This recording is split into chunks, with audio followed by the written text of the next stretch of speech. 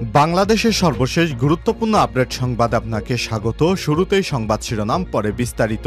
শুরুতেই জানিয়ে দিব, মন্ত্রী এমপিরা কার ইঙ্গিতে বাংলাদেশ থেকে পালালো তাদের শ্বেতপত্র প্রকাশ করুন।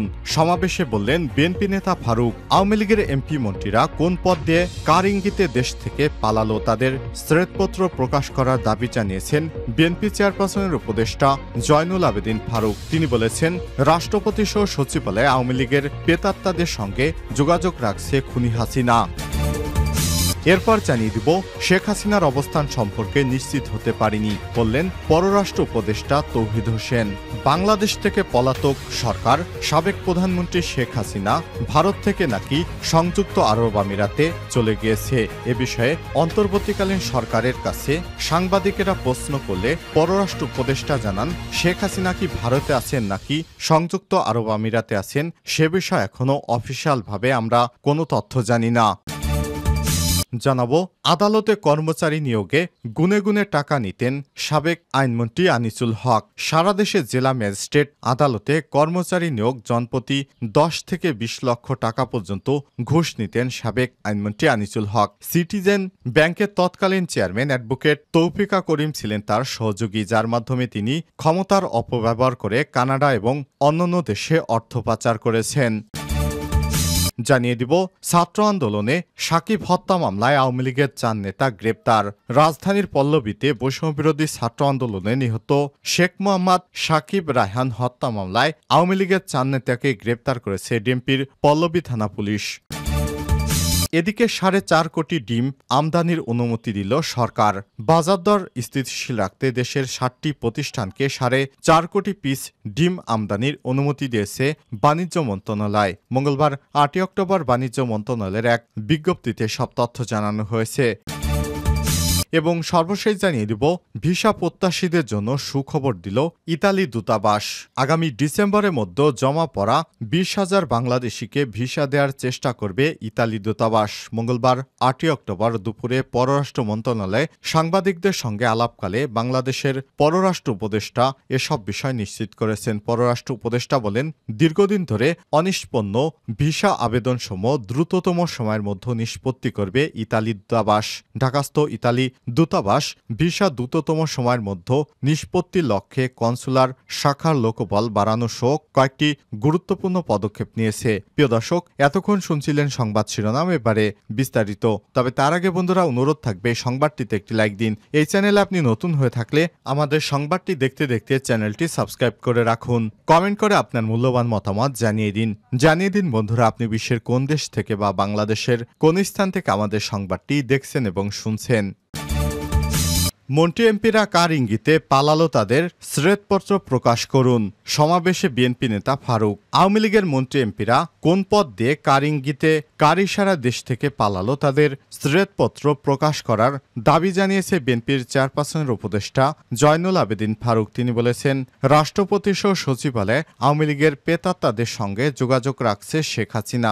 সচিবালয়ে যখন শেখ হাসিনার পেতাত্তারা বসে থাকেন তখন শহীদ সাইদ মুগ্ধের কথা ভেবে চোখে পানি চলে আসে। শেখ হাসিনার পেতাত্তারা এখনো সক্রিয়। ষড়যন্ত্রের গন্ধ আমাদের নাকে আসে। এই ষড়যন্ত্র থেকে আপনাদের অর্থাৎ অন্তর্বর্তীকালীন সরকারকে বের হতে হবে। মঙ্গলবার 8 অক্টোবর জাতীয় প্রেস ক্লাবের সামনে বাংলাদেশ ইয়ুথ ফোরামের উদ্যোগে ডক্টর ইউনূসের সরকারকে ব্যর্থ করতে পরাজিত শক্তির ষড়যন্ত্র এবং রাষ্ট্রপতি শাহাবুদ্দিন চুপ্পু ও মাফিয়া হাসিনার নিয়োগপ্রাপ্ত সচিব সহ প্রশাসনের সর্বস্তরের ক্যাডারদেরকে বহিষ্কারের দাবিতে এই বিক্ষোভ সমাবেশে তিনি এসব কথা বলেন। আয়োজক সংগঠনের সভাপতি মোহাম্মদ সাইদুর রহমানের সভাপতিত্বে 13 বক্তব্য রাখেন জাতীয়তাবাদী সমমনা জোটের সমন্বয়ক এবং বাংলাদেশ পিপলস পার্টি এনপিপির চেয়ারম্যান ডক্টর ফরিদুজ্জামান ফরহাদ, বিএনপির স্বেচ্ছাসেবক বিষয়ক সম্পাদক মীর শরাফত আলী সপু, ওলামা দলের সাবেক আহ্বায়ক মাওলানা নেসারুল হক, মৎস্যজীবী দলের সদস্য ইসমাইল হোসেন সিরাজি। স্বরাষ্ট্র উপদেষ্টার উদ্দেশ্যে জয়নুল আবেদিন ফারুক আরও বলেন, স্বৈরাচার শেখ হাসিনা পালিয়ে গেলেও তার কয়েকজন লোককে গ্রেপ্তার করেছেন। বাকি লোকদের বিদেশে পাঠিয়ে দেওয়ার ব্যাপারে যারা সহায়তা করেছে তাদেরকে গ্রেপ্তার করুন। এদেরকে বিচারের আওতায় নিয়ে আসুন। 460 থানায় ওসিদের আইনের আওতায় আনুন। তারা বলতে পারবে কোথায় আছে ছাত্রলীগ যুবলীগের অবৈধ অস্ত্র। এ সময় তিনি বলেন, শেখ হাসিনার নির্দেশে বিএনপি নেতা ইলিয়াস আলীকে গুম করা হয়েছে, লক্ষ্যমায়ের বুক খালি করা হয়েছে। সেই গণহত্যাকারী শেখ হাসিনার বক্তব্য কেন ফেসবুকে প্রচার হচ্ছে?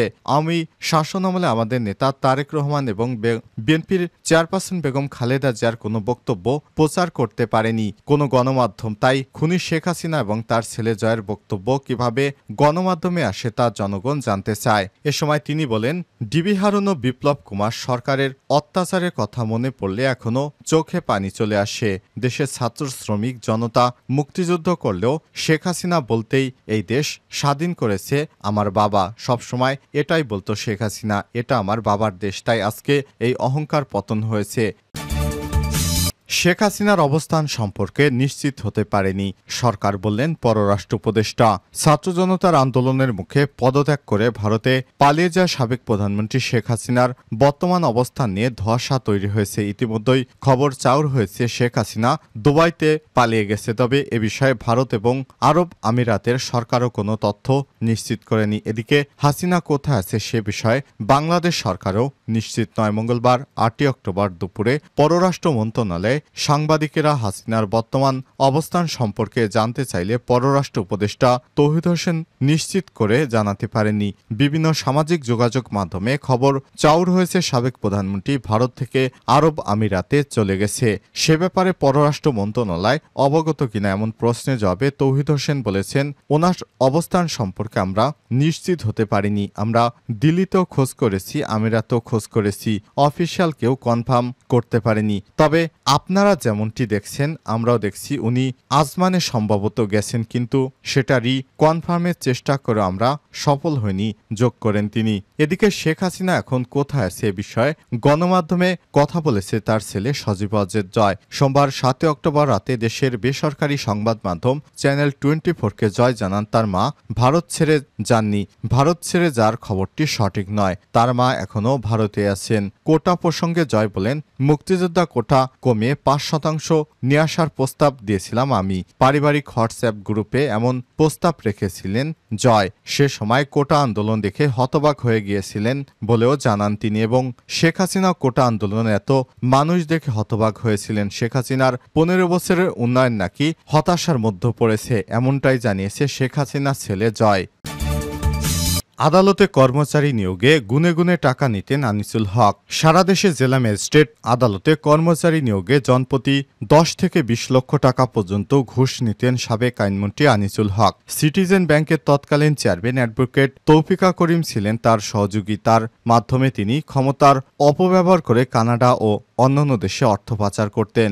দুর্নীতি দমন কমিশন দুদকের গোয়েন্দা তদন্তে সব তথ্য উঠে এসেছে। এ বিষয়ে দুদক উপপরিচালক আক্তারুল ইসলাম বলেন, গোয়েন্দা তথ্য অনুযায়ী আনিসুল হক ও তৌফিকা করিমের বিরুদ্ধে বিভিন্ন অভিযোগের সত্যতা মিলেছে এবং কমিশন তাদের বিরুদ্ধে আনুষ্ঠানিকভাবে তদন্ত শুরু করার সিদ্ধান্ত নিয়েছে। এ সময় তিনি বলেন, আনিসুল হক মন্ত্রী থাকাকালে ক্ষমতার অপব্যবহার করে বিপুল পরিমাণ অবৈধ সম্পদ অর্জন করেছেন। কসবা ত্রিশাল পূর্বাচলে নিজ নামে 6.80 একর জমি কিনেছেন।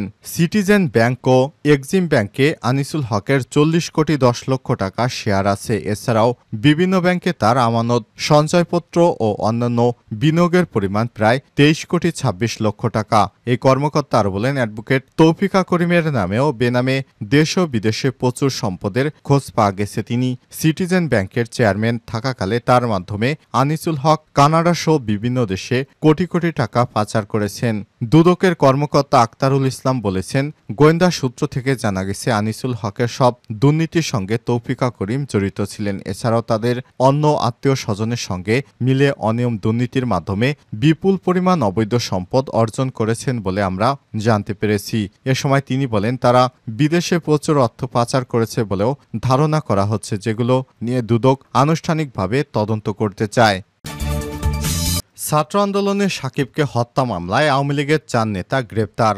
রাজধানীর পল্লবীতে বৈষম্যবিরোধী ছাত্র আন্দোলনে নিহত শেখ মোহাম্মদ সাকিব রায়হানকে হত্যা মামলায় আওয়ামী লীগের 4 নেতাকে গ্রেপ্তার করেছে ডিএমপি পল্লবী থানা পুলিশ। সোমবার 7 অক্টোবর 2024 রাতে পল্লবী থানা মুসলিম বাজার এলাকা হতে তাদেরকে গ্রেপ্তার করা হয়। গ্রেপ্তারকৃতরা হচ্ছেন বাংলাদেশ আওয়ামী লীগের পল্লবী থানা 2 নং ওয়ার্ড সহসভাপতি অধ্যাপক Mohammad Delwar Hossain, Pallabi E block unit সভাপতি Ismail Hossain Javed, Pallabi D block unit সভাপতি মোহাম্মদ ইফতেখারুজ্জামান চৌধুরী ও পল্লবী সি ব্লক ইউনিট সাধারণ সম্পাদক মোহাম্মদ লাল মিয়া মল্লিক। বৈষম্যবিরোধী ছাত্র আন্দোলনে রাজধানীর মিরপুরে 6 এলাকায় ভিকটিম মোহাম্মদ সাকিব রায়হান হত্যার ঘটনায় গেল 3 অক্টোবর 2024 তারিখে পল্লবী থানায় একটি মামলা রুজু করা হয়েছে।